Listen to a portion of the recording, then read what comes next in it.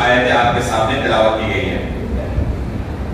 سورۃ البقرہ کے حصے میں سے جو آیتیں آپ کے سامنے آج تلاوت کی گئی ہیں ان میں اہم 7 موضوعات پر اللہ رب العالمین نے کلام کیا ہے۔ جو حصہ تیسرے پارے میں سورۃ البقرہ کا باقی ہے، اہم اور بہت ہی بنیادی 7 موضوعات پر اللہ رب العالمین نے اس حصے میں کلام کیا ہے۔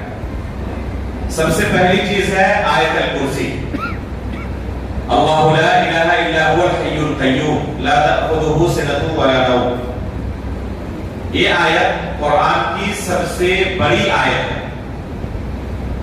اپنے حجم کے اعتبار سے نہیں، اگر حجم کے اعتبار سے دیکھیں تو 2.5-3 صدر کی صرف آیت ہے، لیکن اپنے معنی کے اعتبار سے یہ قرآن کی سب سے عظیم آیت ہے، سب سے بڑی آیت ہے۔ یہ کس نے کہا؟ خود رسول اللہ صلی اللہ علیہ وسلم نے۔ اللہ کے رسول صلی اللہ علیہ وسلم نے ابی بن کعب رضی اللہ تعالیٰ عنہ سے سوال کیا، اے ابی، کیا تم جانتے ہو کہ قرآن کی سب سے بڑی آیت کون سی ہے؟ یہ ابی بن کعب کون ہے؟ جن کے بارے میں آپ کے سامنے بیان کر چکا ہوں کہ اللہ کے رسول صلی اللہ علیہ وسلم ان کے پاس گئے اور کہا کہ اللہ رب العالمین نے مجھے کہا ہے کہ میں آپ کو قرآن پڑھ کر سناؤں۔ انہوں نے کہا اللہ کے رسول، اللہ تعالیٰ نے میرا نام لیا ہے یا عام طور پر کہا ہے کہ کسی صحابی کو جا کے آپ قرآن سنائیں؟ اللہ کے رسول نے فرمایا کہ ایوب بھائی، اللہ تعالیٰ نے آپ کا نام لے کر کہا ہے کہ میں آپ کو جا کے قرآن سناؤں۔ ابی بن کعب رضی اللہ تعالیٰ عنہ ساروں کے ساتھ رونے لگے کہ اللہ رب العالمین نے میرا نام لیا۔ تو یہ ہے ابی بن کعب رضی اللہ تعالیٰ عنہ کا مقام و مرتبہ، اور یہ تھا ان کا قرآن کے ساتھ خصوصی لگاؤ۔ اللہ کے رسول نے ان سے پوچھا کہ ایوب بھائی، کیا آپ کو معلوم ہے قرآن کی سب سے عظیم آیت کون سی ہے؟ صحابہ اکرام کی عادت تھی، اللہ کے رسول ان سے کوئی سوال کرتے تو فوراً جواب نہیں دیتے، بلکہ کیا کہتے؟ اللہ و رسولہ اعلم۔ ابی بن کعب رضی اللہ تعالیٰ عنہ نے جواب دیتے ہوئے کہا اللہ و رسولہ اعلم۔ کیوں ایسا کہتے تھے؟ اگر انہیں جواب معلوم بھی ہوتا تب بھی فوراً جواب نہیں دیتے، اس لیے کہ چاہتے تھے اللہ کے رسول خود ہمیں بتائیں۔ گرچہ ہمیں جواب معلوم ہے لیکن اللہ کے رسول کی زبانی ہم جواب سننا چاہتے ہیں۔ ظاہر سی بات ہے کہ اللہ کے رسول کا جو جواب ہوگا وہ جامع ہوگا، مانع ہوگا، اور ہمارے جواب میں بہت خلل ہو سکتا ہے۔ اس لیے صحابہ اکرام جب ان سے کوئی سوال کیا جاتا، جواب معلوم ہونے کے باوجود فوراً جواب نہیں دیتے تھے۔ ابی بن کعب رضی اللہ تعالیٰ عنہ نے کیا کہا؟ اللہ و رسولہ اعلم، اللہ اور اس کے رسول بہتر جانتے ہیں۔ اللہ کے رسول نے 2 بار ان سے سوال کیا۔ جب 2 بار سوال کیا تو ابی بن کعب رضی اللہ تعالیٰ عنہ کو یقین ہو گیا کہ اللہ کے رسول مجھ سے جواب چاہتے ہیں۔ تب انہوں نے کہا اللہ لا الہ الا هو الحی القیوم۔ یہ قرآن کی سب سے عظیم آیت ہے، یعنی انہیں پہلے جواب معلوم تھا۔ جب انہوں نے یہ صحیح جواب، درست جواب دیا تو اللہ کے رسول نے ان کو شاباشی دی، ان کے پیٹھ پر تھپایا، ان کے سینے پر شاباشی دی اور کہا لیہدیک العلم یا ابا المنذر۔ ابو المنذر ابی بن کعب رضی اللہ تعالیٰ عنہ کی کنیت ہے۔ اللہ کے رسول نے شاباشی دیتے ہوئے کہا کہ یہ آپ کو جو قرآن کا عظیم علم ملا ہوا ہے، یہ علم آپ کو بہت بہت مبارک ہے۔ اب غور کریں کہ ابی بن کعب رضی اللہ تعالیٰ عنہ کا کیا مقام و مرتبہ ہے۔ اللہ رب العالمین جن کا نام لیتے تھے، اللہ کے رسول کی طرف سے جن کو مبارکباد ملتی تھی اس علم کی بنا پر، یہ کون سا علم تھا؟ یہ قرآن کا علم تھا۔ اگر کسی کے پاس یہ قرآن کا علم ہو، اس کا مقام و مرتبہ اللہ رب العالمین نے سب سے اونچا رکھا ہے۔ لیکن افسوس کی بات ہے کہ ہم اس علم سے دور ہیں۔ ہماری ذلت اور بستی کی سب سے بڑی اگر وجہ ہوئی ہے تو یہ قرآن سے دوری ہے۔ اگر قرآن سے ہمارا تعلق ہوتا تو جس طرح ہمارے سلف صالحین کا مقام و مرتبہ تھا، یقیناً ہمارا مرتبہ بھی وہی ہوتا۔ امام مالک رحمہ اللہ کہا کرتے تھے لَيَسْرَفَ آخِرُ هَذِهِ الْأُمَّةِ إِلَّا بِمَا سَرَفَ لِهِ أَوَّلُهَا، کہ اس امت کا آخری فرد، ان کی اصلاح، اس امت کے آخری شخص کی اصلاح بھی اسی طریقے سے ہو سکتی ہے جس طریقے سے اس امت کے پہلے فرد کی اصلاح ہوئی ہے۔ کوئی دوسرا طریقہ نہیں ہے. اگر ہم چاہتے ہیں کہ ہمارا مقام و مرتبہ بڑھے، ہمارے ہاتھ میں بادشاہت آئے، ہم سب پر حاکم ہو، تو طریقہ وہی ہے جو ہمارے سلف صالحین نے اختیار کیا تھا. وَأَنْتُمُ الْأَعْلَوْنَ إِن كُنتُم مُؤْمِنِينَ. تم سب پر سر بلند رہو گے، شرط ہے کہ تم مومن ہو جاؤ. اس لیے طریقہ وہی ہے جو اللہ رب العالمین نے قرآن کریم کے اندر بیان کیا ہے. یہ حدیث اس بات پر دلالت کرتی ہے کہ یہ آیت الکرسی قرآن کی سب سے عظیم آیت ہے. اس کی فضیلت کے متعلق بہت ساری حدیثیں وارد ہیں، جن میں سے ایک مشہور حدیث ابو ہریرہ رضی اللہ تعالیٰ عنہ کی صدقۃ الفطر کے تعلق سے ہے. اللہ کے رسول صلی اللہ علیہ وسلم نے ابو ہریرہ رضی اللہ تعالیٰ عنہ کو صدقۃ الفطر کی حفاظت کی ذمہ داری سونپی، اور یہ واقعہ صحیح بخاری کے اندر موجود ہے. اللہ کے رسول نے انہیں صدقۃ الفطر کی حفاظت کی ذمہ داری سونپی. رات کو شیطان چپکے سے چوری کرنے کے لیے آیا صدقۃ الفطر کے بعد سے. ابو ہریرہ رضی اللہ تعالیٰ عنہ نے پکڑ لیا اسے. وہ منت سماجت کرنے لگا کہ میرے بال بچے ہیں، میں غریب ہوں، فقیر ہوں، چھوڑ دیں. ابو ہریرہ رضی اللہ تعالیٰ عنہ کو رحم آ گیا، چھوڑ دیا. اللہ کے رسول نے پوچھا دن کو کہ رات کو آپ نے اپنے قیدی کے ساتھ کیسا برتاؤ کیا؟ اللہ کے رسول کو بذریعہ وحی خبر ہو چکی ہے. ابو ہریرہ رضی اللہ تعالیٰ نے پورا قصہ کیا سنایا کہ اس طرح ہوا تھا، میں نے پکڑ لیا تھا، لیکن جب وہ رونے گڑگڑانے لگا تو میں نے چھوڑ دیا. اللہ کے رسول نے کہا کہ آج رات پھر آنے والا ہے. اب انہیں یقین ہو گیا. اللہ کے رسول نے جب خبر دے دی تو صحابہ کرام کو اللہ کے رسول کو یہ خبر دیتے تھے مستقبل کے بارے میں تو انہیں یقین ہوتا تھا، کوئی شک و شبہ کے درمیان نہیں رہتا تھا.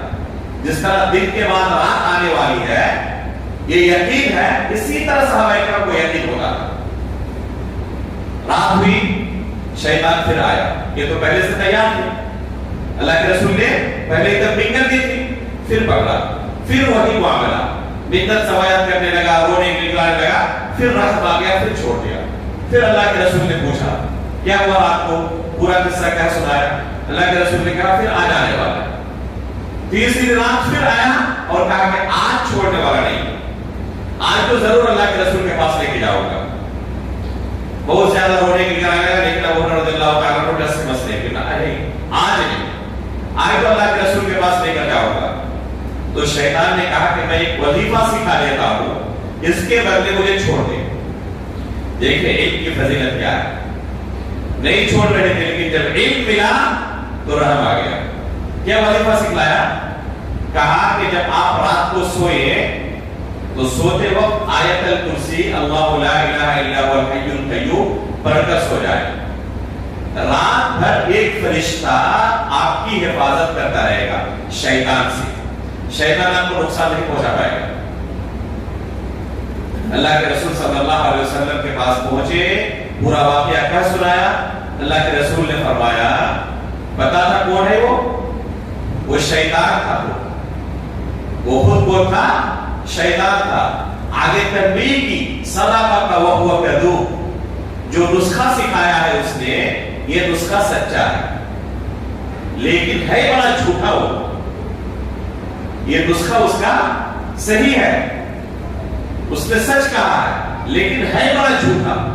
یہ جملہ اللہ کے رسول کا صدق وهو کذوب، یہ بہت بڑا اصول و ضابطہ ہے اہل سنت والجماعت کا کہ علم صرف ایسے لوگوں سے لیا جائے گا جو صحیح المنہج ہو، جن کے اندر بدعت ہو، ان سے علم نہیں لیا جائے گا. گرچہ ان کی بات سچی ہو لیکن ان سے علم نہیں لیا جائے گا. کیسے یہ قاعدہ نے اس کو بات کیا؟ اللہ کے رسول نے شیطان کی بات کی تصدیق کرنے کے ساتھ ساتھ تنبیہ کر دی کہ وہ بڑا جھوٹا ہے، اس سے بچ کر رہنا. ایک صحیح بات کہہ کر 10 غلط باتوں کو اس میں ملانے والا ہے. اور اہل بدعت کی پہچان یہی ہوتی ہے. کوئی بھی بدعتی جماعت ایسی آپ کو نہیں ملے گی جو 100% غلط ہو. کچھ چیزیں ان کے یہاں بھی آپ کو صحیح مل جائیں گی، لیکن ان صحیح چیزوں کے آڑ میں کیا کرتے ہیں؟ وہ 1000 جھوٹ ملاتے ہیں، 1000 طرح کی بدعتیں ملاتے ہیں. ان کے پاس خالص دین آپ کو نہیں ملے گا. اور دین کس سے سیکھا جائے گا؟ جو صحیح تعلیمات آپ کو دیتے ہوں. اس لیے اہل سنت والجماعت کا منہج کیا ہے؟ ان هذا العلم دین فانظروا عمن تاخذون دینکم. یہ جو دین ہے، یہ جو علم ہے، جو آپ علم حاصل کرتے ہیں کسی سے، اچھی طرح سے دیکھ لے کہ وہ اہل سنت والجماعت کے عقیدے و منہج پر ہے یا نہیں. اگر اہل سنت والجماعت کے عقیدے و منہج پر ہے تو ان سے دین سیکھیں. اگر ان کے منہج پر نہیں تو ان سے لاکھوں کوس دور رہیں. کسی بدعتی سے ایک نہ سیکھیں، وہ آپ کو ایک صحیح بات کے آڑ میں 10 غلط باتیں سکھائے گا. اس لیے ضروری ہے اچھی طرح جانچ لے، پرکھ لے کہ جن سے ہم دین سیکھ رہے ہیں وہ قابل اعتماد ہے یا نہیں ہے. امام مسلم رحمہ اللہ نے اپنی صحیح کے مقدمے میں اس منہج کو بہت ہی تفصیل کے ساتھ بیان کیا. اگر اس منہج کو کسی کو جاننا ہو، سیکھنا ہو تو مقدمہ صحیح مسلم پڑھیں. میں جامعہ اسلامیہ غربات کوثر نورہ میں مقدمہ مسلم کو تفصیل کے ساتھ پڑھاتا ہوں طلبہ کو، کیونکہ اہل سنت والجماعت کا منہج اس میں بیان کیا گیا ہے کہ دین کن سے سیکھنا ہے. امام مسلم نے اس مقدمے کے اندر بنیادی طور پر 2 چیزیں ذکر کی ہیں. پہلی چیز کہ جس سے آپ دین سیکھ رہے ہیں اچھی طرح پہلے جانچ لیں، پرکھ لیں کہ وہ خود دین کسی استاد سے سیکھا یا نہیں سیکھا. ایسا تو نہیں کہ کتاب پڑھ کر خود سے عالم بن گیا ہو اور لوگوں کو آگے دین سکھانے لگا ہو. ایسے لوگوں سے دین نہیں سیکھا جائے گا. صحیح مسلم کے مقدمے میں امام مسلم بیان کرتے ہیں ابو الزناد رحمہ اللہ کا قول کہ مدینے کے اندر سینکڑوں ایسے لوگ موجود تھے جو امانت دار تھے. ان کی امانت میں کوئی خلل نہیں تھا، خائن نہیں تھے، خیانت کرنے والے نہیں تھے. ما يؤخذ عنه العلم يقال ليس من اهله. ان سے علم نہیں لیا جاتا تھا. کیوں؟ کہا جاتا تھا کہ یہ اہل علم میں سے نہیں ہے. یہ خود سے سکھاتے تھے لوگوں کو دین، لیکن صحابہ تابعین ان سے دور رہتے تھے کہ نہیں، ان سے دین نہیں سیکھنا ہے. کیوں؟ امام مالک رحمہ اللہ نے اس کی وجہ بیان کرتے ہوئے کہا ہے کیونکہ یہ دین جو لوگوں کو سکھا رہے تھے نا، کسی استاد کے پاس پڑھ کر انہوں نے یہ دین نہیں سیکھا تھا، کتابوں سے رٹ لیا تھا. اور افسوس کہ آج بھی بہت سارے ایسے لوگ ہیں معاشرے کے اندر جو کسی استاد سے شریعت کا علم نہیں سیکھے، کتابوں سے سیکھے ہیں. دوسری قسم کے لوگ جن سے دین نہیں سیکھا جائے گا کون ہے؟ جو اہل بدعت ہے. گرچہ علامہ ہو، علامہ الدہر ہو، لیکن اگر وہ اہل بدعت میں سے ہے تو ان سے بچ کر رہنا ہے، ان سے دین نہیں سیکھا جائے گا. اور علماء نے اس حدیث سے صدقہ کا وہ ہوا کہ جو آیت الکرسی کی فضیلت میں ابو ہریرہ رضی اللہ تعالی عنہ کی اس حدیث میں ہے، اس سے یہ آیت استنباط کیا ہے. تو آیت الکرسی کی فضیلت اس حدیث سے کیا سمجھ میں آئی؟ آج سے اپنی یہ عادت بنا لیں، سونے سے پہلے آیت الکرسی پڑھ کر سونا ہے، بغیر آیت الکرسی کے کبھی نہیں سونا ہے. کیا فائدہ ہوگا؟ ایک فرشتہ آپ کے ساتھ لگا ہوا رہے گا رات بھر شیطان سے آپ کی حفاظت کرنے کے لیے. کس چیز سے حفاظت کرے گا؟ شیطان آپ کو جسمانی تکلیف دے گا، آپ کو مارے گا، پیٹے گا. شیطان جسمانی تکلیف بھی دیتا ہے، بعض لوگوں کو جسمانی تکلیف بھی شیطان دیتا ہے، اس سے بھی حفاظت کرے گا. لیکن اصل جو حفاظت ہے وہ کس چیز کی حفاظت ہے؟ آپ کے دین و ایمان کی حفاظت ہے. شیطان کی سب سے بڑی کوشش کیا ہے؟ ایک انسان کو جنت سے دور کر کے جہنم میں داخل کرنا. یہ شیطان کی سب سے بڑی کوشش ہے. جب انسان رات کو سوتا ہے شیطان اس کے ساتھ لگ جاتا ہے اور اسے تھپکی دیتے رہتا ہے، الا ایھا اللیل الطویل، ابھی رات کافی لمبی ہے، سوتے رہو سوتے رہو، یہاں تک کہ سورج طلوع ہو جاتا ہے اور اس کے کان میں پیشاب کر کے بھاگ جاتا ہے. شیطان کی بڑی کوشش کیا ہوتی ہے کہ آپ کی فجر کی نماز غائب ہو جائے، فجر کی نماز آپ نہ پڑھ سکے وقت پر. یہ سب سے بڑی کوشش ہوتی ہے. اگر آپ آیت الکرسی پڑھ کر سو رہے ہیں تو شیطان کامیاب نہیں ہوگا. یہ جو فجر کی نماز سے غائب رہتے ہیں تو اس کی بڑی وجہ یہ بھی ہے کہ ہم اذکار کا اہتمام نہیں کرتے. انشاءاللہ فجر بعد کے درس میں جو اذکار کے تعلق سے ہم بیان کریں گے تو اس ذکر کے متعلق تفصیل کے ساتھ بیان کریں گے کہ اس میں کیا ہے.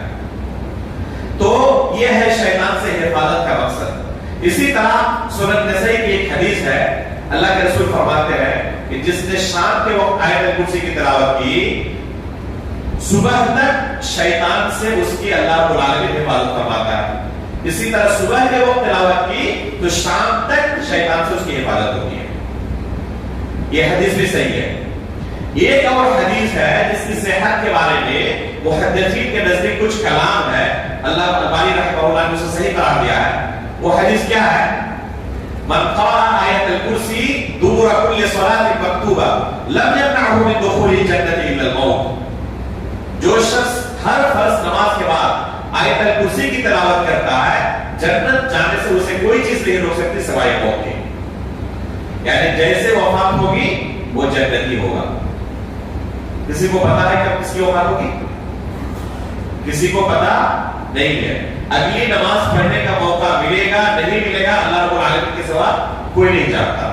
اس لیے میرے بھائیوں اپنی عادت بنا لیں، ہر فرض نماز کے بعد چاہے کتنا ہی ضروری کام کیوں نہ ہو، آیت الکرسی پہلے پڑھنی ہے تب کام میں لگنا ہے۔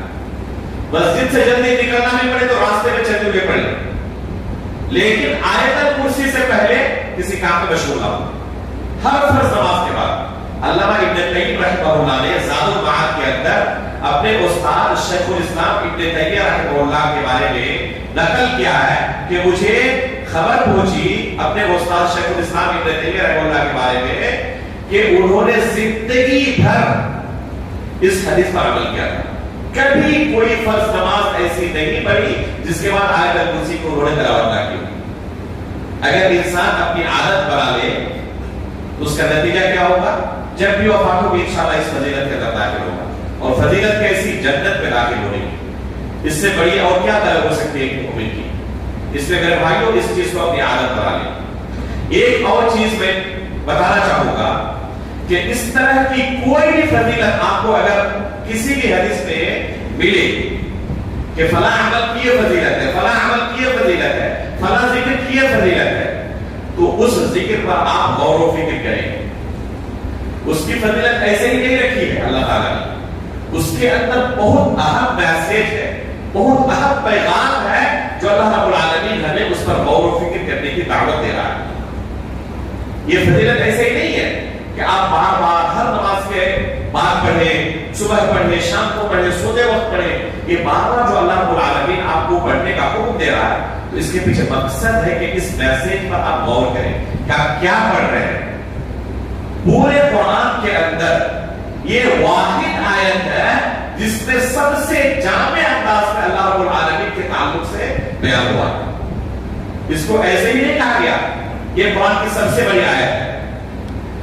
پورے قرآن میں شیخ الاسلام ابن تیمیہ رحمہ اللہ فرماتے ہیں کہ سورۃ الحدید کے آخر میں، اسی طرح سورۃ الحشر کے آخر میں بھی اللہ رب العالمین کے تعلق سے جامع انداز میں بیان ہوا ہے، لیکن ایک آیت میں نہیں کئی آیتوں میں۔ اور یہ آیت جو سورۃ البقرہ کی آیت الکرسی، اس کے اندر صرف ایک آیت میں اللہ رب العالمین کے تعلق سے انتہائی جامع انداز میں اللہ رب العالمین کا تعارف موجود ہے۔ اس آیت میں اللہ تعالیٰ کے 5 اسماء الحسنی کا تذکرہ ہے، 20 سے زائد صفات کا تذکرہ ہے اس آیت میں۔ ایسے یہ سب سے عظیم آیت نہیں ہے۔ یہ 5 اسماء کیا ہے؟ ایک ہے اللہ، ایک ہے الحی، ایک ہے القیوم، اور ایک ہے العلی، اور ایک ہے العظیم۔ اللہ، الحی، القیوم، العلی، العظیم، یہ 5 اسماء ہے جن کا تذکرہ اس آیت میں آیا ہوا ہے۔ لفظ اللہ کا معنی کیا ہے؟ معبود، اللہ لا الہ الا ہو۔ یہ حقیقت میں کلمہ لا الہ الا اللہ ہے، جس کے بغیر کوئی شخص مسلمان نہیں ہو سکتا۔ کیا معنی اللہ لا الہ الا ہو کا؟ کہ اللہ کے سوا کوئی برحق معبود نہیں، یہ ہے اس کلمے کا معنی۔ بعض لوگ کیا ترجمہ کرتے ہیں کلمہ لا الہ الا اللہ کا؟ معبود کے ساتھ ترجمہ نہیں کرتے۔ الہ کا ترجمہ عربی زبان میں معبود کے ہوتا ہے۔ بعض لوگ کہتے ہیں کہ اللہ کے سوا کوئی خالق نہیں، بعض لوگ کہتے ہیں اللہ کے سوا کوئی رازق نہیں، بعض لوگ کہتے ہیں کہ اللہ کے سوا اس کائنات کو چلانے والا کوئی نہیں، بعض لوگ کہتے ہیں اللہ کے سوا کوئی حاکم نہیں۔ یقیناً یہ اللہ کی صفات ہے، لیکن لا الہ کا یہ معنی نہیں ہے۔ اہل عرب بھی، کفار اور مشرکین بھی اللہ کو خالق مانتے تھے نہیں مانتے تھے؟ مانتے تھے۔ تو اس کلمے کو کہنے کے بعد میں اگر یہ معنی کیا جائے کہ اللہ کے سوا کوئی خالق نہیں، تو کفار بھی کہہ سکتے تھے اس جملے کو۔ لیکن جب اللہ کے رسول نے کہا یا ایھا الناس قولوا لا الہ الا اللہ تفلحوا، اے لوگوں لا الہ الا اللہ کہو کامیاب ہو جاؤ گے، کہہ دیے تھے وہ انکار کر دیے تھے، کیا کہا تھا انہوں نے؟ اجعل الالہۃ الہ واحدہ ان ھذا لشیء عجاب، اپنے تمام معبودوں کو چھوڑ کر صرف ایک اللہ کی عبادت کرنے سے، یہ تو بہت عجیب و غریب مطالبہ ہے آپ کا، یہ کیسے ہو سکتا ہے؟ انہوں نے اس کرنے کا معنی سمجھا تھا، لیکن افسوس کے مسلمانوں میں سے بے شمار ایسے مسلمان ہیں جو کلمہ لا الہ الا اللہ کا صحیح معنی جو کفار قریش سمجھ چکے تھے، مسلمانوں میں سے بہت سارے لوگ ایسے ہیں جو اس کا معنی نہیں سمجھتے، اس کلمے کو اپنی زبان سے ادا بھی کرتے ہیں اور ساتھ میں اللہ تعالیٰ کے ساتھ دوسروں کو شریک بھی ٹھہراتے ہیں، اللہ کے علاوہ دوسروں کو پکارتے بھی ہیں، اللہ رب العالمین کے علاوہ دوسروں کے در پہ جا کے سجدہ بھی کرتے ہیں۔ کیا انہوں نے لا الہ کا معنی سمجھا؟ اگر لا الہ الا اللہ کا معنی انہوں نے سمجھا ہوگا تو قطعاً اللہ تعالیٰ کے ساتھ کسی دوسرے کو شریک نہیں کہہ سکتے۔ تو یہ معنی نہیں ہے لا الہ الا اللہ کا، لا خالق ولا رازق ولا مدبر ولا حاکم جو بعض لوگ کرتے ہیں، یہ معنی نہیں ہے۔ بعض لوگ کہتے ہیں کہ اللہ تعالیٰ کے سوا کوئی حاکم نہیں ہے، اور توحید کا معنی توحید حاکمیت بھی ہے۔ میرے بھائیوں، لا الہ کے معنی نہیں ہے۔ اللہ رب العالمین نے اللہ کے رسول صلی اللہ علیہ وسلم کو اس دنیا میں کس لیے بھیجا تھا؟ کہ صرف ایک اللہ کی عبادت ہو، اس مقصد سے۔ تو الہ کا ترجمہ ہوتا ہے معبود کی، کہ اللہ کے سوا کوئی واحد معبود نہیں۔ معبود بہت سارے ہیں لیکن سب کے سب جھوٹے ہیں۔ برحق معبود کون ہے؟ فقط اور فقط اللہ رب العالمین کے ساتھ۔ تو یہ لفظ اللہ ہے جو کہ قرآن کریم کے اندر ایک دو جگہوں پر نہیں، کتنی جگہوں پر آیا ہے؟ تقریباً 2200 جگہوں پر یہ نام آیا ہوا ہے، تقریباً 2200 جگہوں پر یہ نام آیا ہوا ہے۔ اسی طرح بہت ساری آیتوں کی شروعات اسی لفظ اللہ سے ہوتی ہے۔ بہت ساری آیتوں کی شروعات جیسے اللہ لا الہ الا ہوا، تو اس طرح بے شمار آیتیں ہیں جن کی شروعات لفظ اللہ سے ہوتی ہے۔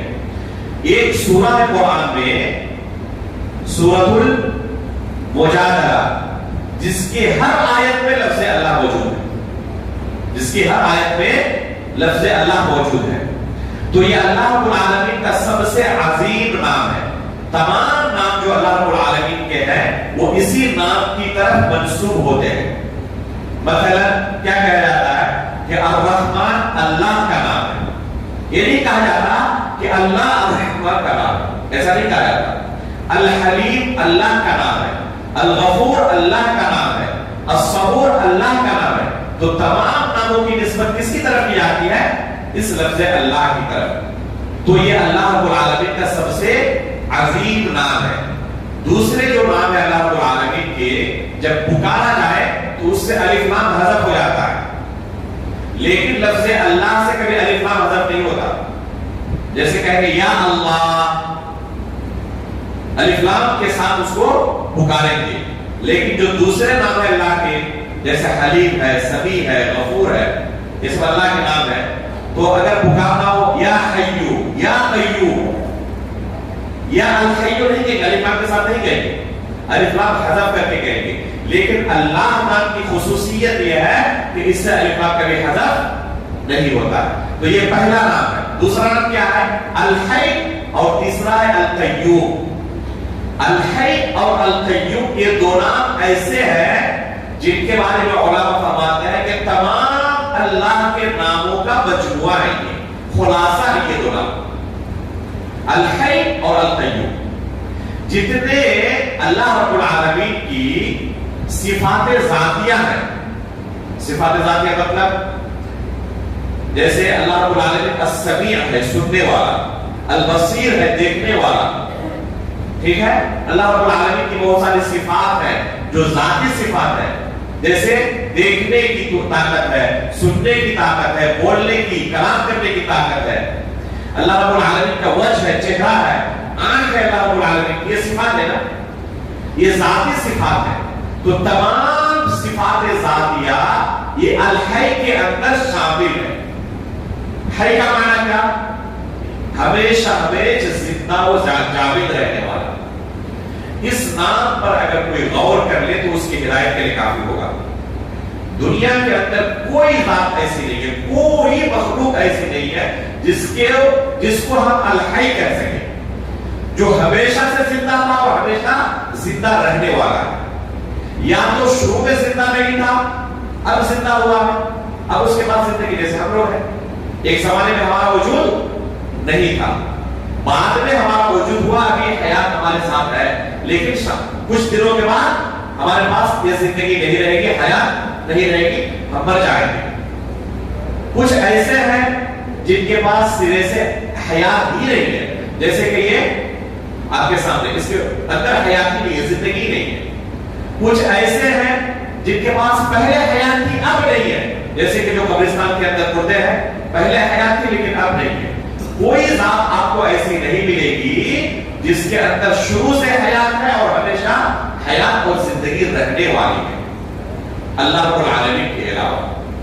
جب تمام مخلوقات زندگی کے اعتبار سے ناقص ہے, کامل نہیں ہے, تو کیا وہ عبادت کی مستحق ہو سکتی ہے؟ جو اپنی زندگی کا مالک نہ ہو, وہ کیسے عبادت کی مستحق ہو سکتی ہے؟ اس لیے اس نام پر اگر صرف انسان غور کر لے تو اس کے علاج کے لیے کافی ہوگا. تیسرا نام کیا ہے؟ القیوم, کہ اللہ رب العالمین قائم ہے بذات خود, کسی کا محتاج نہیں ہے. اللہ رب العالمین غنی ہے اور باقی تمام مخلوقات اللہ کی کیا ہے؟ محتاج ہے. چاہے وہ کتنا بڑا بادشاہ ہی کیوں نہ ہو, چاہے نبی ہو, رسول ہو اور مقرب فرشتہ ہی کیوں نہ ہو, وہ کیا ہے؟ اللہ رب العالمین کے محتاج ہے. اللہ کے رسول پورے بنی آدم کے سردار ہے, انا سید ولد آدم, اللہ کے رسول نے کہا. اور اللہ کے رسول صلی اللہ علیہ وسلم غزوہ بدر کے موقع پر گڑ گڑا کر اللہ تعالیٰ سے مانگ رہے ہیں کہ اللہ کے 313 کی تعداد آج اگر ختم ہو گئی تو قیامت تک تیری عبادت کرنے والا نہیں ہوگا. اور وہ اگر صدیق آتے ہیں اور کہتے ہیں اللہ کے رسول حسبک, آپ بس کریں, اللہ تعالیٰ ضرور آپ کی دعا قبول کرنے والا ہے. یہ کون ہے جو اللہ تعالیٰ سے گڑ گڑا کر مانگ رہے ہیں؟ پورے بنی آدم کے سردار ہے اور ان کی یہ حالت ہے کہ اللہ کے سامنے اس قدر محتاج ہے, بے بس ہے. ابراہیم علیہ السلام کا قصہ پڑھیں قرآن میں, یہ کون ہے؟ خلیل اللہ ہے, برگزیدہ نبی ہے. یہ مقام و مرتبہ ان کا ہے اور 80 سال کی عمر تک اولاد کی نعمت سے محروم ہے. خود اپنی اولاد نہیں پیدا کر پاتی, اللہ تعالیٰ کے سامنے روتے ہیں, گڑگڑاتے ہیں, جھولی پھیلاتے ہیں. کیا کہتے ہیں؟ رب ہب لی من الصالحین, رب ہب لی من الصالحین, اے اللہ ایک نیک لڑکا عطا فرما. ایک نبی اگر اپنی اولاد کے لیے اللہ کے محتاج ہو تو نبی سے بڑا کوئی پیر, ولی, بزرگ, خواجہ, غریب نواز مل سکتا ہے جو ہمیں اولاد دے سکتا ہو؟ یہ ایک نبی خود اپنی اولاد پیدا نہیں کر پاتے, اللہ رب العالمین کے سامنے جھولی پھیلا کے گڑگڑا رہے ہیں اور ہم اس اللہ کو بھول جاتے ہیں کسی خواجہ غریب نواز کے پیچھے اور کسی دادا اور دادا کے سامنے جاتے ہیں اور اس سے اولاد طلب کرتے ہیں. وہ خود محتاج ہے. اگر کوئی ذات ہے جو قیوم ہے وہ فقط اور فقط اللہ رب العالمین کی ذات ہے. تو یہ تیسرا اسم ہے, تیسرا نام ہے القیوم. چوتھا نام کیا ہے؟ العلی, اللہ رب العالمین بلند و بالا ہے. یہ اللہ کے ناموں میں سے ایک بہت ہی عظیم نام ہے اور اس نام کے اندر ایک بہت ہی مشہور کفریہ عقیدے کی تردید ہے. کس عقیدے کی؟ کفار و مشرکین کے یہاں ایک عقیدہ, بہت ہی باطل عقیدہ پھیلا ہوا تھا کہ اللہ رب العالمین ہر جگہ موجود ہے. عرش پر اللہ رب العالمین کو نہیں مانتے تھے, اللہ رب العالمین کو عالی نہیں مانتے تھے, بلند و بالا نہیں مانتے تھے. اللہ تعالیٰ نے اس آیت کے اندر بیان کیا کہ اللہ رب العالمین عالی ہے, بلند و بالا ہے. اور قرآن کریم کے اندر ایک دو جگہوں پر نہیں, 7 جگہوں پر ایک ہی آیت کو دہرایا ہے, الرحمن علی العرش استوى, الرحمن علی العرش استوى, کہ اللہ رب العالمین کی ذات کہاں ہے؟ عرش کے اوپر مستوی ہے, عرش کے اوپر مستوی ہے. یہ بار بار دہرانے کے پیچھے کوئی مقصد نہیں ہے, اسی باطل عقیدے پر رد کرنا مقصود ہے. 6 جگہوں پر ثم استوى علی العرش کا صیغہ آیا ہوا ہے, یہ آیت آئی ہوئی ہے. 7 جگہوں پر الرحمن علی العرش استوى اور 6 جگہوں پر ثم استوى على العرش کہ اللہ رب العالمین عرش پر مستوی ہے. اس لیے جب کہا جائے کہ اللہ تعالیٰ کہاں ہے تو کیا جواب ہوگا؟ اللہ تعالیٰ عرش پر مستوی ہے. یہ کہنا کہ اللہ تعالیٰ ہر جگہ ہے یہ کفار و مشرکین کا عقیدہ تھا. اللہ کے رسول کے پاس ایک صحابی آئے, ایک غلام آزاد کرنا تھا ان کو. ایک خاتون سامنے سے گزر رہی تھی, اللہ کے رسول نے بلایا اس خاتون کو, اس کا امتحان لینا ہے. کس چیز کا امتحان؟ اسلام اور ایمان کا امتحان. ابھی بھی اپنے پرانے کفریہ عقیدے پر موجود ہے یا وہ عقیدہ ترک کر کے اسلام کا عقیدہ اپنا چکی ہے؟ یہ امتحان لگا تھا. اللہ کے رسول نے صرف 2 سوال کیا. پہلا سوال اللہ کے متعلق, دوسرا سوال رسول کے متعلق. اللہ کے تعلق سے کیا سوال کیا؟ این اللہ, اللہ تعالیٰ کہاں ہے؟ فرماتی ہے آسمان کی طرف اشارہ کرتے ہوئے کہ آسمانوں کے اوپر. اللہ تعالیٰ اوپر ہے, وہ هو العلی, اللہ تعالیٰ بلند و بالا ہے. دوسرا سوال میں کون ہوں؟ فرماتی ہے انت رسول اللہ, آپ اللہ کے رسول ہیں. اللہ کے رسول فوراً اس صحابی کو کہتے ہیں یہ اعتقها فإنها مؤمنة, اس کو تم آزاد کر سکتے ہو, یہ مؤمنہ عورت ہے. امتحان میں کامیاب ہو گئی. پتہ چل گیا کہ کفار و مشرکین کا جو عقیدہ تھا اسے ترک کر چکی ہے, اسلام کا عقیدہ اپنا چکی ہے. اس لیے اس عقیدے کی تردید کے لیے جو کہتے ہیں کہ اللہ ہر جگہ موجود ہے, قرآن کریم کے اندر اور رسول اللہ صلی اللہ علیہ وسلم کی احادیث کے اندر 1-2 دلیل نہیں, کتنی دلیل ہے؟ شیخ الاسلام ابن تیمیہ رحمہ اللہ نے کہا ہے, اس طرح ابن القیم رحمہ اللہ نے بھی, کہ کتاب و سنت کے اندر 1000 سے زیادہ دلیلیں ہیں اس بات پر کہ اللہ رب العالمین عرش پر ہے, ہر جگہ نہیں. یہ تو نہیں, 1000 سے زیادہ دلیلیں ہیں. اس کے باوجود آپ اندازہ لگائیں کتنے ہمارے ایسے مسلمان آئے ہیں, جا کے پوچھیں کہ اللہ رب العالمین کہاں ہے, جواب دیتے ہیں کیا؟ اللہ تعالیٰ ہر جگہ ہے, اور اپنے آپ کو مسلمان ہونے کا دعویٰ بھی کرتے ہیں. کچھ تو ایسے آپ کو ملیں گے جو کہیں اللہ ہمارے دلوں کے اندر ہے, کہتے نہیں کہتے. یہ کفریہ عقیدہ ہے. اللہ رب العالمین نے موسیٰ اور فرعون کا قصہ قرآن میں ذکر کیا. فرعون اپنے وزیر حامان سے کہتا ہے یا حامان ابن لی صرحا لعلی ابلغ الاسباب, یا حامان اے حامان ایک لمبی سیڑھی بناؤ آسمان تک پہنچنے کے لیے. کیوں؟ لِأَطَّلِعَ إِلَىٰ إِلَٰهِ مُوسَىٰ, جا کر میں موسیٰ کے رب کو دیکھنا چاہتا ہوں. آگے کیا کہتا ہے؟ وَإِنِّي لَأَظُنُّهُ كَاذِبًا, کہ موسیٰ علیہ السلام کو ایک جھوٹا سمجھتا ہوں. اللہ تعالیٰ آسمان کے اوپر نہیں ہے. یہ کس کا عقیدہ تھا؟ فرعون کا. اور موسیٰ علیہ السلام کا عقیدہ کیا تھا؟ اللہ رب العالمین آسمانوں کے اوپر ہے. تو یہ عقیدہ کتاب و سنت کے اندر بے شمار آیتوں کے اندر اور احادیث کے اندر اللہ رب العالمین نے اور رسول اللہ صلی اللہ علیہ وسلم نے ہمارے ذہنوں کے اندر راسخ ہو جائے, اس لیے بار بار دہرایا ہے. 5واں نام العظیم, کہ اللہ رب العالمین عظیم ہے, بڑے ہیں. اللہ رب العالمین کی عظمت کے تعلق سے گزشتہ کلام کے سامنے بیان کیا گیا تھا کہ اللہ رب العالمین ہر چیز کا خالق ہے. یہ زمین, یہ آسمان جس کا کوئی ہمیں سرا نظر نہیں آتا, ان تمام چیزوں کا خالق کون ہے؟ اللہ رب العالمین ہے. ظاہر سی بات ہے کہ یہ بڑی بڑی مخلوقات جب یہ اتنی بڑی ہے تو ان کا خالق بھی ان سے بڑا ہوگا. یہی ہے عظیم کا معنی. اور یہ 7 آسمان 7 زمینیں قیامت کے دن اللہ رب العالمین اپنی مٹھی میں لے لیں گے. والارض جميعا قبضته يوم القيامه والسماوات مطويات بيمينه, یہ زمین و آسمان اللہ رب العالمین کے داہنے ہاتھ میں اللہ رب العالمین کی مٹھی میں ہوں گے. یہ ہے ہمارا رب جو عظیم ہے, جو بڑا ہے.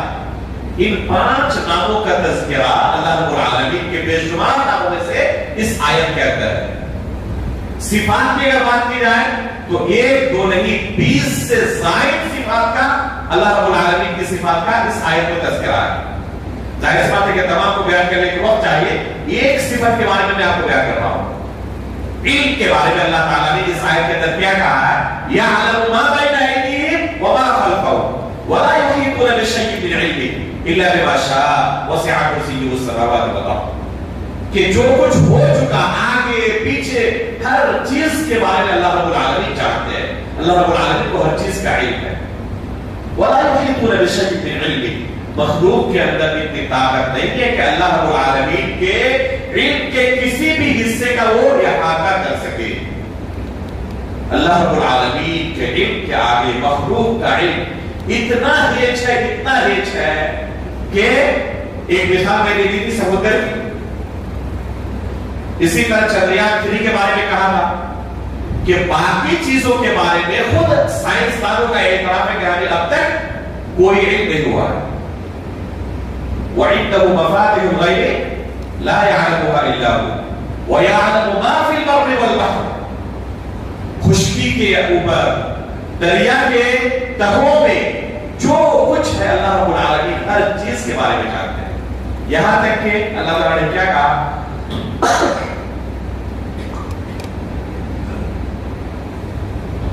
وَمَا تَسْقُطُ مِنْ وَرَقَةٍ إِلَّا يَعْلَمُهَا. درخت سے کوئی پتا بھی گرتا ہے تو اللہ رب العالمین اس پتے کے بارے میں بھی علم رکھتے ہیں, جانتے ہیں. اللہ اکبر.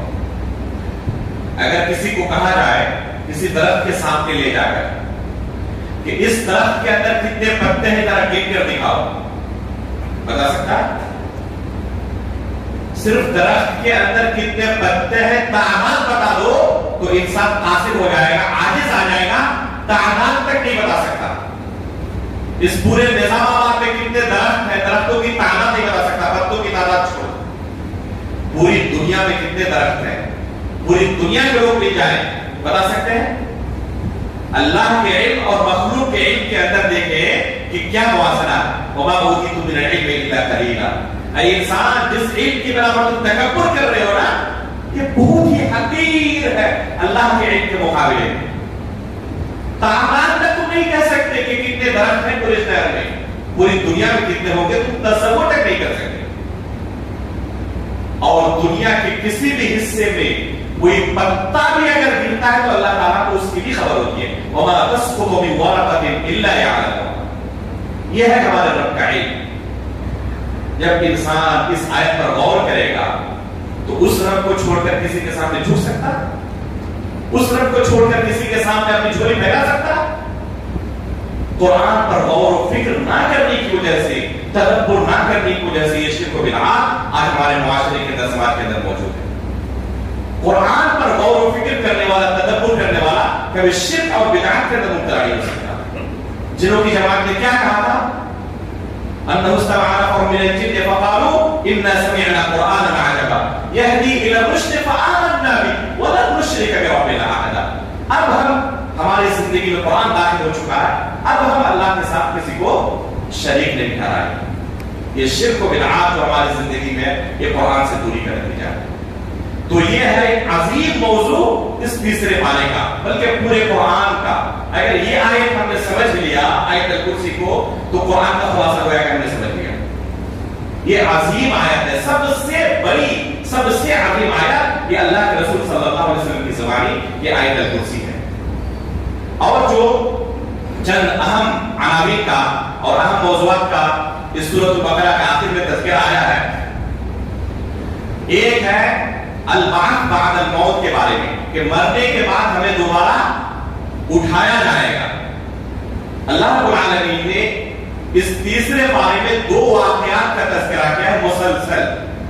ایک عزیر علیہ السلام کا واقعہ اور ایک ابراہیم علیہ السلام کا واقعہ. عزیر علیہ السلام کے واقعے میں کیا ہے؟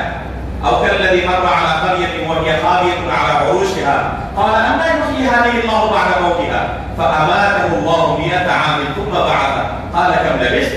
قال لبثت يوما أو بعض يوم. ایک نبی ہے, اللہ رب العالمین نے 100 سال تک انہیں موت دے فأماته الله 100 عام, 100 سال تک وہ مردہ رہے. ثم بعثه, پھر دوبارہ ان کو اللہ نے زندگی دی. اس کے بعد سوال کیا کب لبثت, کتنے دنوں تک تم اس حالت میں رہے, موت کی حالت میں؟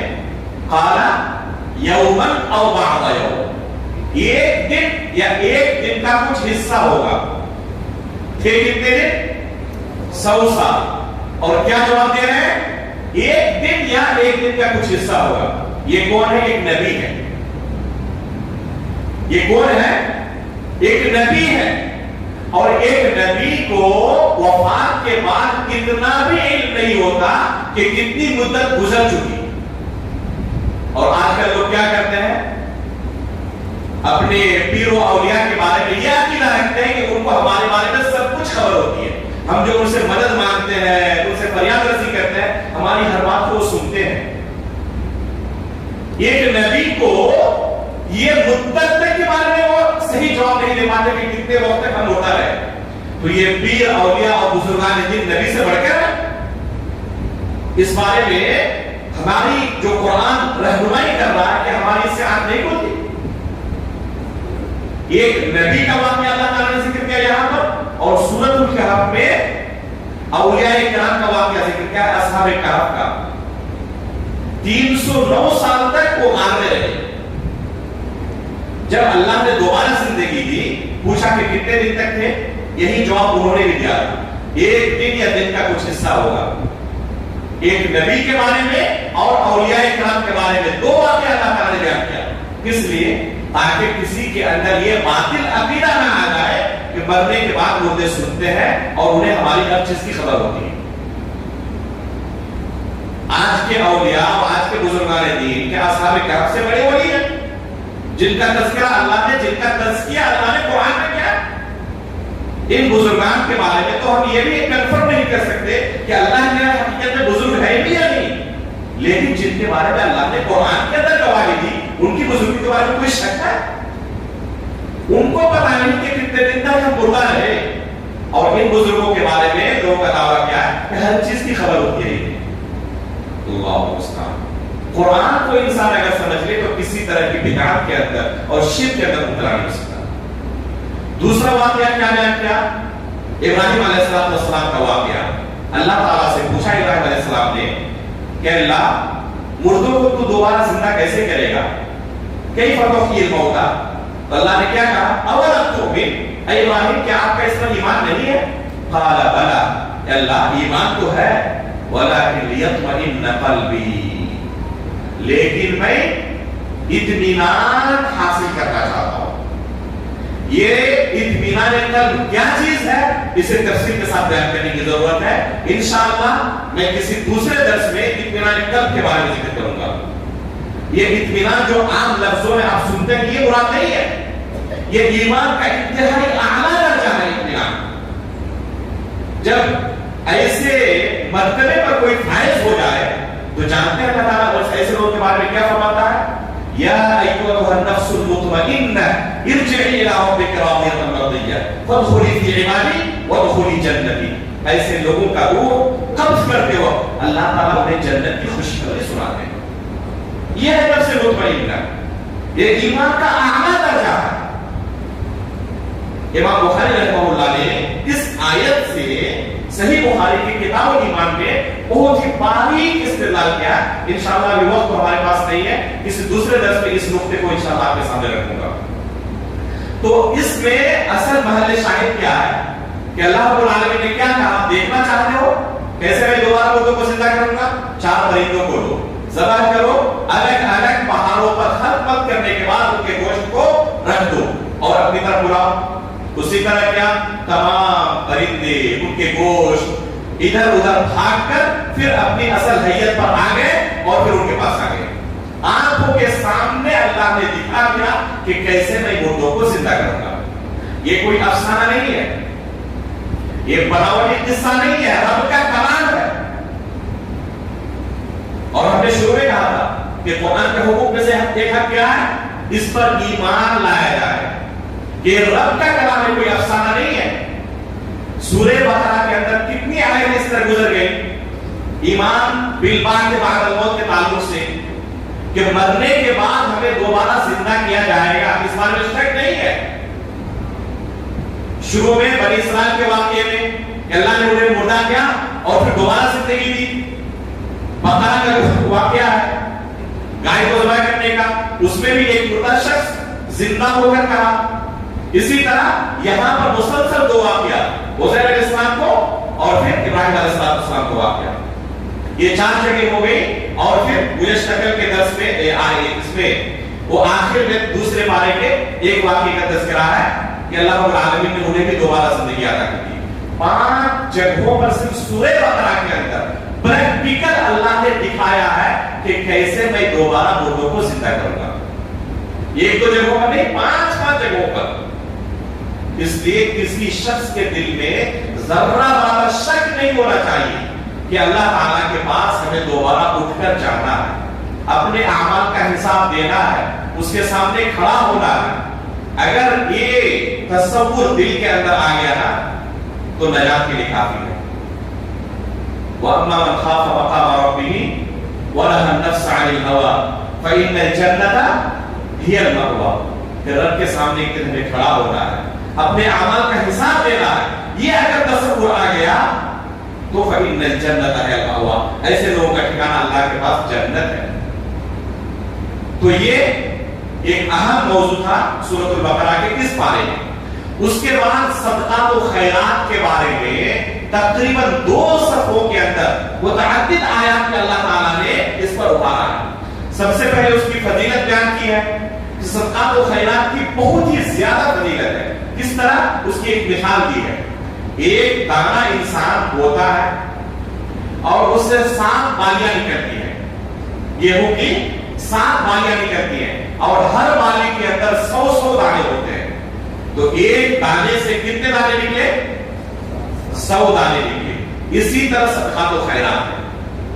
اگر اللہ کے راستے میں کوئی صدقات و خیرات کرتا ہے تو 1 روپیہ اس نے خرچ کیا لیکن اللہ کے پاس وہ کتنا ہو جاتا ہے؟ 700 گنا تک بڑھ جاتا ہے.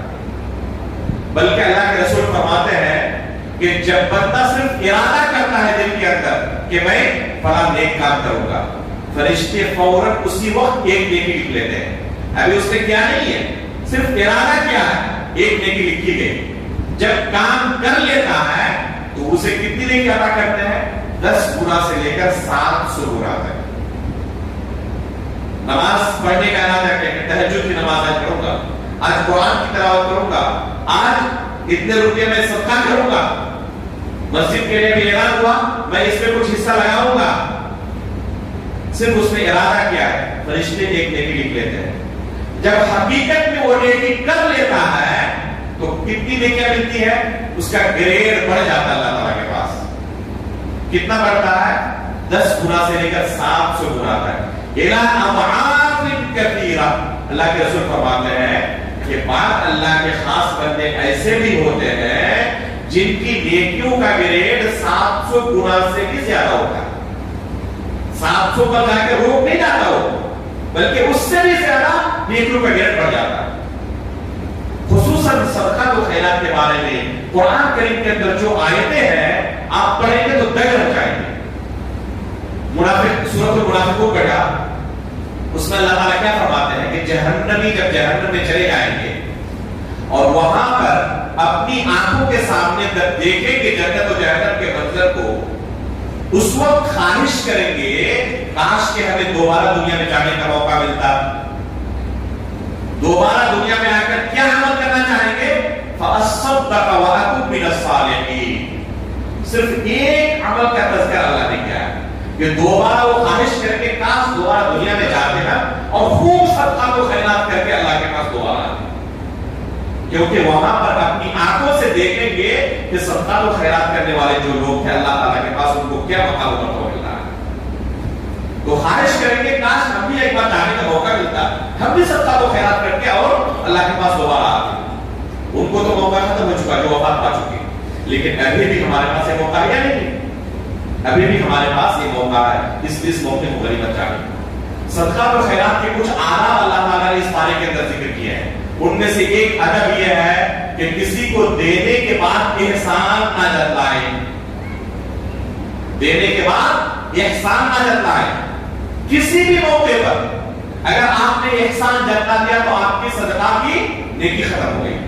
کسی بھی موقع پر آپ نے احسان جتا دیا تو مثلا آج آپ نے دے دیا کسی کو ایک کتاب ہدیہ کر دیا مان لیجیے، ٹھیک ہے، 2 سال کے بعد آپ اس سے کہہ رہے ہیں کہ وہ فلاں کتاب جو میں نے دی تھی نا اس میں یہ مسئلہ لکھا ہوا ہے، آپ نے دوسرے لفظوں میں اس پر احسان جتایا کہ میں نے تمہیں یہ احسان کیا تھا، جو آپ کے صدقہ کی نیکی کی ختم ہو گئی، دینے کے بعد بھول جانا، لا نريد منکم جزاء ولا شکورا، کہ ہم تم سے نہ کوئی بدلہ چاہتے ہیں نہ شکریہ کا ایک کلمہ چاہتے ہیں، ہمیں چاہیے صرف اللہ تعالیٰ سے، آپ سے نہیں۔ یہ نیت ہونی چاہیے، یہ ہمارا رویہ ہونا چاہیے جب اللہ کے راستے میں خرچ کریں، اگر اللہ کے لیے خرچ کر رہے ہیں تو بدلہ اسی سے لینا ہے، دنیا والوں سے ہمیں کوئی بدلہ نہیں چاہیے، نہ ان کا شکریہ چاہیے نہ اس سے کوئی بدلہ چاہیے، یہ اللہ تعالیٰ نے ادب سکھایا ہے۔ دوسری چیز یہ کہ آپ کے پاس جو اچھا مال ہو، مرغوب مال ہو، اس مال میں سے آپ اللہ کے راستے میں کچھ خرچ کریں، ایسا نہیں کہ اپنے استعمال کے لائق نہیں تھا اب اسے پھینکنا ہی تھا تو چلو کسی فقیر کو دے دیں، ایسا نہیں کہ یہ دینا جائز نہیں ہے، دینا جائز ہے، لیکن جو آپ کا مرغوب مال ہے، جو چوتھا پارہ بھی آج کچھ پڑھا گیا ہے، تو چوتھے پارے کی شروعات کسی سے ہوتی ہے، لن تنالوا البر حتى تنفقوا مما تحبون، اللہ رب العالمین کی نیکی اس وقت تک حاصل نہیں کر سکتے جب تک کہ ایسے مال اللہ کے راستے میں خرچ نہ کرو جس جو تمہارے نزدیک محبوب و پسندیدہ ہو۔ تو یہ صدقات و خیرات کے بارے میں بہت سارے آداب اس پارے کے اندر بیان کیے گئے۔ اس کے بعد ایک اہم مسئلہ بیان کیا گیا ہے سود کے بارے میں، احل اللہ البیع وحرم الربا، کہ اللہ نے خرید و فروخت کو حلال قرار دیا اور سود کو حرام قرار دیا۔ سود سرے سے حرام ہے، بلکہ سب سے سنگین جرم ہے معاملات کے باب میں، عبادات کے باب میں سب سے سنگین جرم کیا ہے بتائیں؟ شرک، اور معاملات کے باب میں سب سے سنگین جرم کیا ہے؟ سود۔ اللہ تعالیٰ نے کیا کہا اس پارے کے اندر؟ فَأَذَرُوا بِحَرْبٍ مِّنَ اللَّهِ وَرَسُولِهِ، جو سود خور ہیں، سود کھاتے ہیں، وہ اللہ اور اس کے رسول کے ساتھ جنگ کے لیے تیار ہو جائے۔ کسی بھی گناہ کے تعلق سے یہ دھمکی اللہ نے نہیں دی ہے، کوئی بھی گناہ ایسا نہیں ہے دنیا کے اندر جس کے بارے میں اللہ اور اس کے رسول سے جنگ کا اعلان ہو، یہ کھلا اعلان جنگ ہے۔ جو سود کھاتے ہیں وہ گویا کہ اللہ رب العالمین اور اس کے رسول کے ساتھ جنگ کرنے کا ارادہ کرتے ہیں کہ میں اللہ اور اس کے رسول سے جنگ کرنا چاہتا ہوں۔ فَأَذَرُوا بِحَرْبٍ مِّنَ اللَّهِ وَرَسُولِهِ، اس لیے یا ایھا الذین آمنوا اتقوا اللہ وذروا ما بقی من الربا، اللہ تعالیٰ نے کہا کہ اے متقیو، اے ایمان والو، تم کیا کرو؟ سود کو اپنی زندگی سے نکال دو، سود کو ختم کر دو، چھوڑ دو، سود کی کوئی آمیزش تمہاری زندگی میں نہ ہو۔ اللہ کے رسول نے فرمایا کہ جب قرب قیامت ہوگا، قیامت قریب آ جائے گی، تو سود سے بچنا بڑا مشکل ہو جائے گا، مختلف الگ الگ ناموں سے لوگ سود کھائیں گے، ایسا محسوس ہوتا ہے کہ وہ زمانہ آ چکا ہے، ایسا محسوس ہوتا ہے کہ وہ زمانہ آ چکا ہے، سود سے بچنا بڑا مشکل ہو گیا، تمام بینکنگ نظام جو ہے وہ سود پر ہے، ایسے موقع پر ایک انسان کرے تو کیا کرے؟ اللہ تعالیٰ نے خود اس کا حل بیان کیا، فَاتَّقُوا اللَّهَ مَا اسْتَطَعْتُمْ، اللہ رب العالمین سے ڈرو، اس کا تقوی اختیار کرو جہاں تک تمہارے لیے ممکن ہو سکے، جہاں تک آپ سود سے بچ سکتے ہیں وہاں تک بچنے کی کوشش کریں۔ آپ بچ سکتے تھے لیکن اس کے باوجود آپ نے راستہ کھول کر رکھا، تو اس کے بارے میں اللہ تعالیٰ کے پاس آپ کو جواب دینا پڑے گا۔ جہاں آپ کے لیے بچنا ممکن ہی نہیں تھا یا اس کی وجہ سے انتہائی زیادہ نقصان کے اندر آپ پڑنے والے تھے، ایسے موقع پر صرف اتنی کی اجازت آپ کو ہو سکتی ہے جتنے سے آپ اپنی زندگی بچا لیں، بس اس سے زیادہ نہیں۔ ایسا نہیں کہ اچھا موقع ملا۔ تو یہ سود کے تعلق سے یہ آیت نازل ہوئی ہے، اور سب سے آخری آیتوں کو متعلق کہا جاتا ہے کہ یا ایھا الذین آمنوا اتقوا اللہ وذروا ما بقی من الربا، یہ قرآن کی سب سے آخری آیت کے نزول کے اعتبار سے، یا ایھا الذین آمنوا اتقوا اللہ وذروا ما بقی من الربا، علماء فرماتے ہیں کہ یہ قرآن کی سب سے آخری آیت اللہ کے رسول پر نازل ہوئی ہے۔ لوگوں کے درمیان مشہور یہ ہے الیوم اکملت لکم دینکم واتممت علیکم نعمتی، یہ سب سے آخری آیت ہے، یہ سب سے آخری آیت نہیں ہے، اس کے بعد بہت ساری آیتیں نازل ہوئی ہیں۔ یہ آیت میدان عرفہ میں نازل ہوئی تھی، اور اس کے بعد بھی اللہ کے رسول پر بہت ساری آیتیں نازل ہوتی رہی۔ سب سے آخری آیت جو نازل ہوئی کون سی ہے؟ یہ سورہ بقرہ کی آیت ہے، یا ایھا الذین آمنوا اتقوا اللہ وذروا ما بقی من الربا، اس کے بعد اللہ تعالیٰ نے اس پارے کے آخر میں بہت بڑی ایک صفحے کی آیت ہے دین کے بارے میں. اس پہ اللہ تعالیٰ نے یہ بیان کیا ہے کہ کسی کو ادھار دینا ہو تو لکھ دیا کرو, اس سے جھگڑے نہیں ہوتے, یہ واجب نہیں ہے, مستحب ہے. اللہ کے اس فیصلے کے مطابق, قانون کے مطابق انسان اگر تعامل کرنے لگے تو جھگڑے بہت سارے ختم ہو جائیں گے. یہ جو جھگڑے ہوتے ہیں کس لیے ہوتے ہیں؟ اس قانون کو لوگ فالو نہیں کرنا چاہتے, بلکہ اگر کسی کو آپ ادھار دیں اور اس سے کہیں کہ کاغذ لائے لکھ لیتا ہوں, تو اپنی توہین سمجھتے ہیں بہت سارے. مجھ پر آپ کو بھروسہ نہیں ہے, آپ لکھنا چاہتے ہیں. میرے بھائی, اللہ تعالیٰ نے خود کہا ہے ہم عبادت کرنا چاہتے ہیں, اللہ کے حکم پر عمل کرنا چاہتے ہیں. اس لیے اگر کوئی بھائی آپ سے ادھار لینے کے موقع پر لکھا پڑھی کرنا چاہے تو کبھی اس کو شک کی نگاہ سے نہ دیکھیں, کبھی شک کی نگاہ سے نہ دیکھیں, اس آیت پر عمل کریں. یا ایھا الذین آمنوا اذا تداینتم بدین الی اجل مسمى فاکتبوہ, اللہ تعالیٰ نے کیا کہا کہ اسے لکھ لیا کرو. تو یہ اللہ کا حکم ہے. اس کے بعد اسی آیت میں اللہ نے کہا ہے گواہی کے متعلق کہ کسی معاملے میں گواہی کی ضرورت ہو تو 2 مردوں کی گواہی ضروری ہے. اگر 2 مرد نہ ملے, عورتیں ہو تو 2 عورتیں ایک مرد کے بالمقابل ہوگی. لیکن یہ تمام معاملات میں نہیں ہے. بعض معاملات میں عورتوں کی گواہی تنہائی کافی ہے, جیسے کہ رضاعت کے مسئلے میں, اور بعض معاملات ایسے ہیں جہاں پر عورتوں کی گواہی قابل قبول نہیں ہے, جیسے کہ قتل کے معاملے میں. تو یہ جو حکم ہے یہ اکثر و بیشتر مسائل میں یہی حکم ہے. اعداء اسلام, دشمنان اسلام اس آیت کو لے کر اسلام پر نشانہ سادھتے ہیں کہ دیکھو اسلام نے عورتوں کو کتنا حقیر بنا دیا ہے کہ 2 عورتیں ایک مرد کے بالمقابل. یہ حقیقت میں اسلام اور اس کے قانون کو نہ سمجھنے کی وجہ سے, یہ حقیقت میں عورتوں کی توہین نہیں ہے, یہ ان کی جسمانی بناوٹ اور ساخت کے بارے میں اللہ نے خبر دیا. جب آپ کوئی مشین خریدتے ہیں, جیسے ایک موبائل آپ خرید کے لائے, ڈبے کے اندر ایک بکلیٹ ملتا ہی ملتا کہ کیسے اس کو استعمال کرنا ہے. اس میں گارنٹی ہوتی ہے کہ 1 سال کی گارنٹی ہے, اس طریقے سے آپ استعمال کریں تو, اور آپ نے اس کو غلط طریقے سے استعمال کیا, خراب ہو گیا, لے کے جائیں, دکان والا آپ کو دینا واپس نہیں دیتا, کیونکہ آپ نے اس کے رولز کو فالو نہیں کیا ہے.